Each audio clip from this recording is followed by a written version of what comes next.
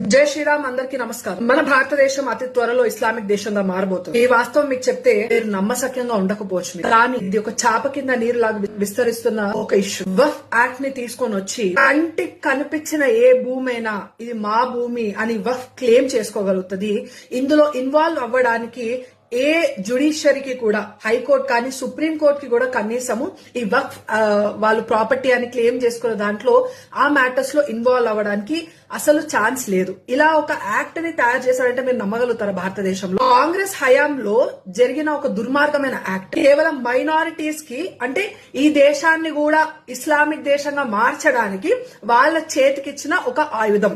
పల్లీలు బఠానీలు అమ్మినంత ఈజీగా మన భారతదేశాన్ని వాళ్ళ చేతిలో పెట్టేస్తారు. కానీ ఇప్పుడు మనకు ఒక అవకాశం దక్కింది. భారతీయ జనతా పార్టీ గవర్నమెంట్ లో ఇప్పుడు మనకున్న ఆపర్చునిటీ ఏంటంటే ఈ వక్ఫ్ యాక్ట్ ఏదైతే ఉందో దీన్ని అమెండ్ చేయమని చెప్పేసి మనము గవర్నమెంట్ కి ఏదైతే కమిటీ ఫామ్